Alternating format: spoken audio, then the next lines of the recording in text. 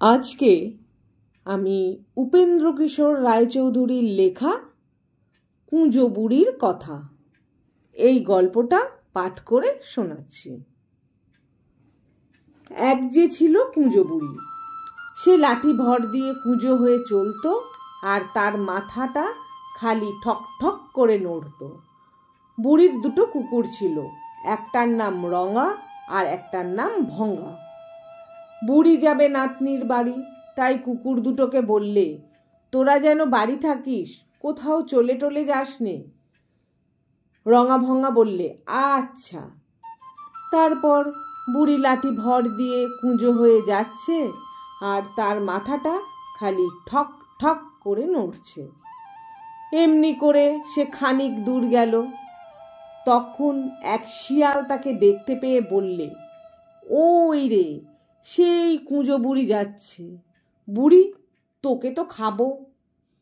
বুড়ি বললে, রোস, আমি আগে নাতনির বাড়ি থেকে মোটা হয়ে আসি, তারপর খাস।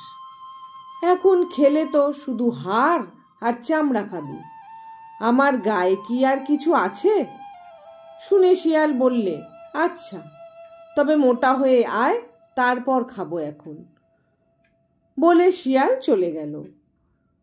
তারপর বুড়ি আবার লাঠি ভর দিয়ে কুঁজো হয়ে যাচ্ছে আর তার মাথাটা ঠক ঠক করে নড়ছে। এমনি করে আরও খানিক দূর গেল।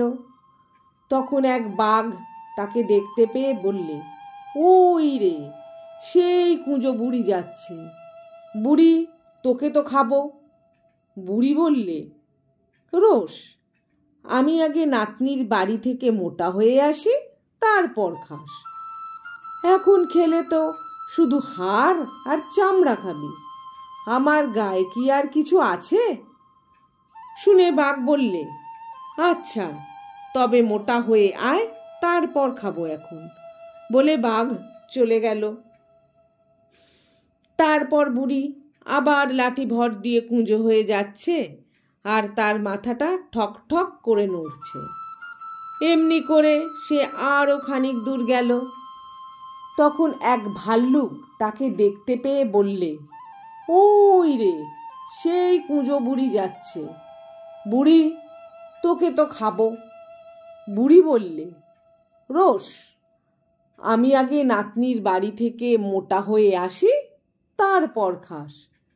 এখন খেলে তো শুধু হাড় আর চামড়া খাবি, আমার গায়ে কি আর কিছু আছে? শুনে ভাল্লুক বললে, আচ্ছা, তবে মোটা হয়ে আয়, তারপর খাবো এখন। এই বলে ভাল্লুক চলে গেল। বুড়িও আর খানিক দূর গিয়েই তার নাতনির বাড়ি পৌঁছল। সেখানে দই আর ক্ষীর খেয়ে খেয়ে এমনি মোটা হলো যে কি বলবো, আর একটু মোটা হলেই সে ফেটে যেত।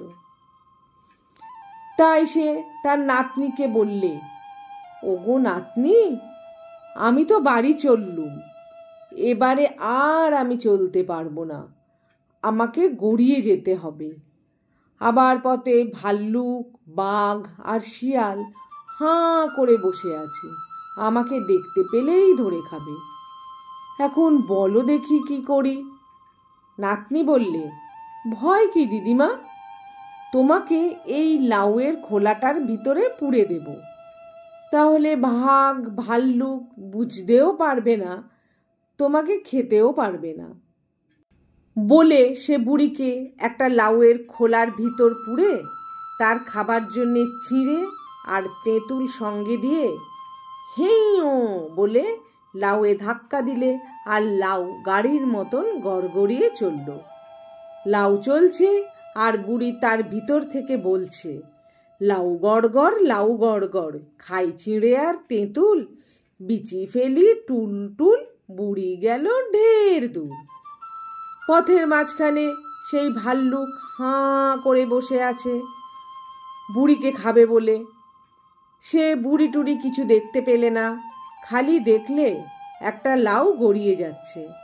লাউটাকে নেড়ে চেড়ে দেখলে বুড়িও নয়, খাবার জিনিসও নয়, আর তার ভিতর থেকে কে যেন বলছে, বুড়ি গেল ঢের দূর। শুনে সে ভাবলে বুড়ি চলে গিয়েছে।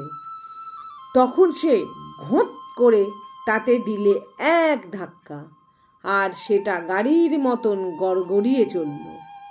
লাউ চলছে আর বুড়ি তার ভেতর থেকে বলছে, লাউ গড় গড়, লাউ গড় গড়, খাই চিঁড়ে আর তেঁতুল, বিচি ফেলি টুল টুল, বুড়ি গেল ঢের দূর। আবার খানিক দূরে বাঘ বসে আছে বুড়িকে খাবে বলে। সে বুড়িকে দেখতে পেল না, খালি দেখলো একটা লাউ গড়িয়ে যাচ্ছে। সেটাকে নেড়ে চেড়ে দেখলো বুড়িও না, খাবার জিনিসও নয়। আর তার ভেতর থেকে কে যেন বলছে, বুড়ি গেল ঢের দূর। শুনে সে ভাবলো বুড়ি চলে গিয়েছে।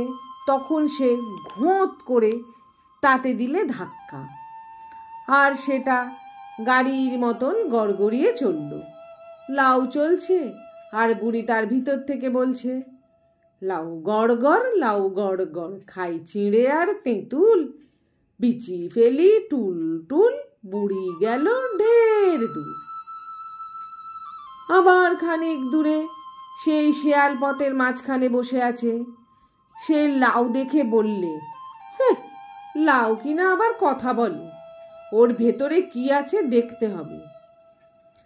তখন সে হতভাগা লাথি মেরে লাউটা ভেঙেই বলে কিনা, বুড়ি তোকে তো খাবো। বুড়ি বললে, খাবি বই কি, নইলে এসেছি কি করতে? তা আগে দুটো গান শুনবি নে? শেয়াল বললে, হ্যাঁ, দুটো গান হলে মন্দ হয় না, আমিও একটু আধটু গাইতে পারি। বুড়ি বললে, তবে ভালোই হলো, চল ওই ঢিবিটায় উঠে গাইব। বলে বুড়ি সেই ঢিবির ওপর উঠে সুর ধরে চেঁচিয়ে বললে, আয় আয় রঙা ভাঙা তু। অমনি বুড়ির দুই কুকুর ছুটে এসে একটা ধরলে শিয়ালের ঘাড় আর একটা ধরলে তার কোমর। ধরে টান কি টান, শিয়ালের ঘাড় ভেঙে গেল, কোমর ভেঙে গেল, জিভ বেরিয়ে গেল, প্রাণ বেরিয়ে গেল। তবু তারা টানছেই টানছেই, খালি টানছে।